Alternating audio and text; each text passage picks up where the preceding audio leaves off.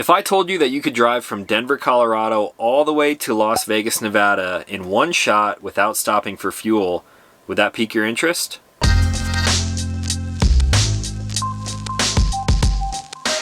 What's going on, everyone? Back with another episode of Stuff and Things. I've got some more Storyteller Overland content for you today, turning my Storyteller Classic into the Psy mode, like a beast mode of my own. The mod we're talking about today is something that I really wish I had in my previous Sprinter van, but when I bought that van, these things weren't really available. By the time they came available, the van was getting kind of old, and I figured I would just wait until I got into something new like this van that you see right here. Out of all of the modifications that I have planned for this van, this might be in the top 3 favorite things that I will do to this van. As you guys know, I'm on the road quite a lot and I'm doing some pretty long hauls from time to time. Sometimes when I get on the road, I just have to get to my destination for whatever the reason may be, and I do not like stopping. Now, this mod that we're talking about today extends my range of adventure, not only for super long road trips, but maybe when I'm going into an area that does not have any fuel stations. Maybe I'm searching out the best price for fuel before I drive into somewhere like Southern California.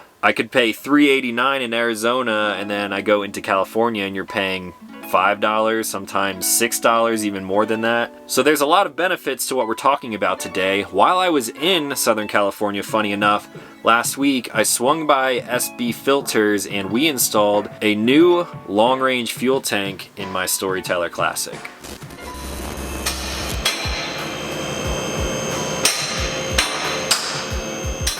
This S&B tank was made to replace the 24-gallon tank that comes stock in a Sprinter van. They also make fuel tanks for a lot of other vehicles out there, but of course today we're talking primarily about the Mercedes-Benz Sprinter platform. This is an all-new 45-gallon direct replacement tank that fits in the same location as your stock tank. It comes with all of the components needed for the installation, and it even includes an additional rear strap for secure mounting. You will notice on the side-by-side here, the stock tank only comes up to about halfway back the van. You have a ton of unused space back there, so this new S&B tank really fills in all of that extra space that otherwise is not being used. This new tank also does not stick out any further than the original tank, so you're looking at about the same profile from the side of the van, so you don't have to worry about a tank that's hanging lower for low-hanging obstacles like rocks or anything else while you're driving off-road. Now, the fuel gauge in my specific chassis, this is a 2023 all-wheel drive Sprinter, one of the newest ones out. The fuel gauge does remain accurate thanks to the tank design, but there are a little bit of quirks to it. The gauge is going to show full for the first 5 to 7 gallons of fuel that you're burning, and then it will move as normal because it's utilizing basically the same float that is in the stock tank. As of right now, the distance till empty calculation is still based off of the size of the stock fuel tank, so until there is a software update to actually change that, the distance till empty calculation that you're going to be reading out on your dash is not going to be quite as accurate. These tanks are made out of a durable 1/4-inch thick cross-link polyethylene, and there is a lifetime warranty included with this tank in case you run into any issues in the future. So I went directly to S&B for this new tank install, and of course the guys there know exactly how to get these things into a new van. We got the van up on a lift and the install literally took maybe 45 minutes. I would say it's probably closer to 30 minutes. Most high-quality van upfitting shops all throughout the country do install S&B tanks like this, so I would consider just kind of looking at your local van upfitter. Just a friendly tip, if you are doing this at a shop or doing it yourself, don't try to do it with a full tank. It's going to make your life a whole lot harder. I had roughly maybe 3 to 5 gallons of fuel in my tank, so luckily it was pretty easy to drop, transfer that fuel into the new tank, and get the new one installed. Now, I have driven over 1,000 miles with this new tank, and of course I recorded the whole journey because I wanted to see how this tank would perform on this new chassis with the new motor, the all-wheel drive, the a little bit different fuel economy. I wanted to see how far I could actually go from a full tank all the way down to 0, or until I felt like maybe I should fill up the tank. We did this install in Southern California. I made my way all the way across to Phoenix and then up through Moab, all the way across to Denver where I'm at now, and I'm still on only my second tank of fuel. I believe I still have, I think like a 1/4 tank left on my second tank of fuel, which is crazy. So let's take a look at how the journey went. Alright guys, first fill up with the new S&B 45-gallon diesel tank has been completed. It was expensive, but not as expensive as if I would have filled up in Southern California. I'm just across the border in a small town in Arizona. It took about 38 gallons, $151, which is a lot, but I shouldn't have to fill up for the next couple of days now. I currently have 3,886 miles on the Storyteller, and if we go here and check out my range, it's reading out 416 miles. As of right now, that is not correct because they need to release sort of like an update where that is the actual readout. However, my fuel gauge over here is taking this reading off of the float inside of the new tank, so this will be correct. I just won't know exactly how many miles I have until completely empty.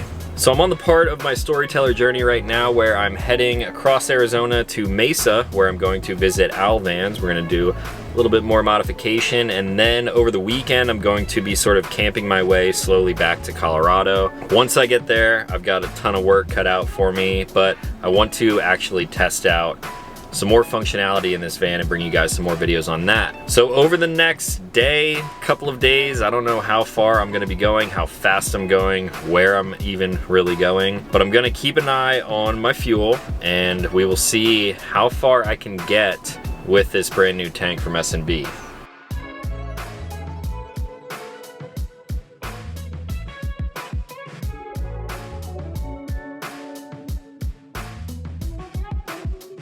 Alright, update number 1 from the first fill up with this new tank. I just drove 175 miles and I only lost 1 bar of gas and it was in the last 5 miles. So I did 170 miles before the tank even showed sign of losing fuel, which is crazy. So I'm thinking I'm going to get probably the next couple of days out of this. I might even be able to drive a week depending on how much I'm traveling on just 1 tank of gas. So I'll keep you updated.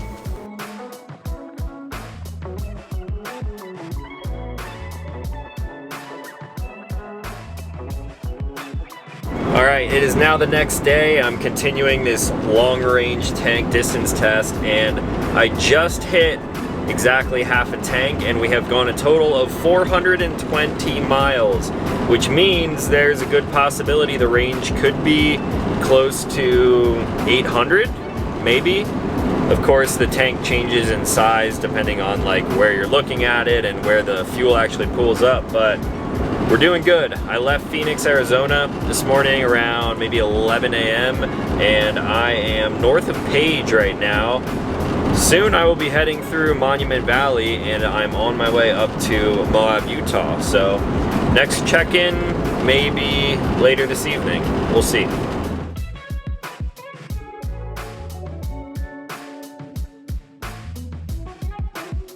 And just like that, I am at a station to fuel up. That was quite a lot of driving, almost 2 full days of it, and my gas gauge is currently reading out that I have 1 bar, and there's technically like 2 steps lower than that. Once the reserve light came on, I had 2 bars and 600 miles have been covered, and then 60 miles later, I dropped down to 1 bar. The step after 1 bar on the gauge is a blinking 1 bar, and then I have not seen this yet because I only have 4,500 miles on the van, but after a blinking 1 bar, apparently it goes to no bars at all, and then you are like in danger of running out of fuel. So I have gone a total of 673 miles on 1 tank of fuel, which is absolutely insane. It really unlocks the potential for adventuring further, and I don't need extra fuel on board like with roto packs or jerry cans. Now I could have stretched this tank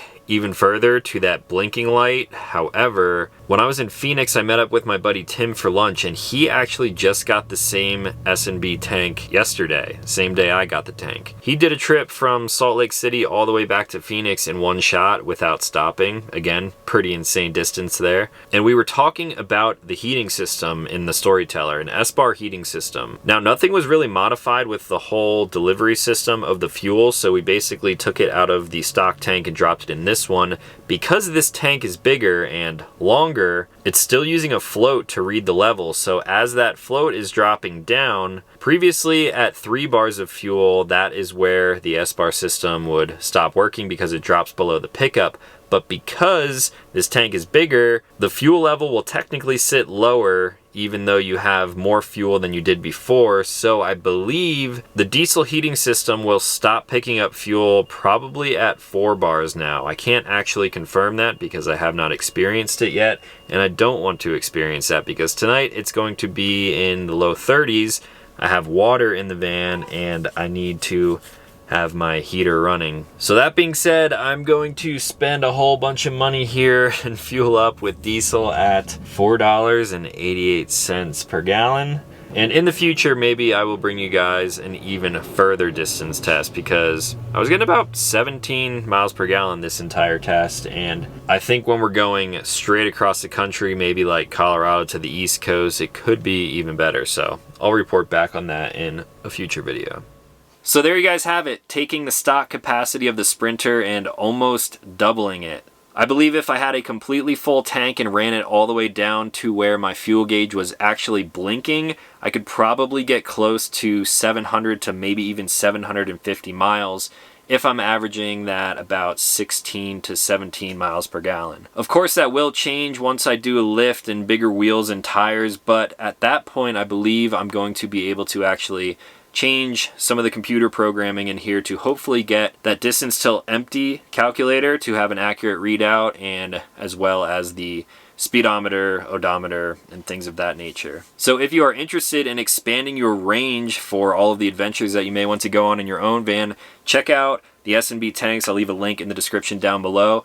Again, you can contact some of your local van upfitters, and I'm pretty sure that most people throughout the country have installed these tanks, and they're really popular now. Like I said in the beginning, I wish these tanks were around when I started building up my first van, but I got it in this one now, and this might be one of the top 3 best mods that I will do to the van. Once this thing is all completely built out and done to my liking, once I'm on the road and basically living out of this van, maybe we'll do like a top 5 favorite mods, but S&B is definitely up there as of right now. And that's all that I had for today. So if you guys have any more questions on the tank that I did not answer in this video, drop a question in the comments down below. I'll try to answer anything as best as possible. That is all that I had for today. So if you guys are new to this channel, consider clicking subscribe. I make new videos every single week. As always, thank you for watching. I'll talk to you in the next one.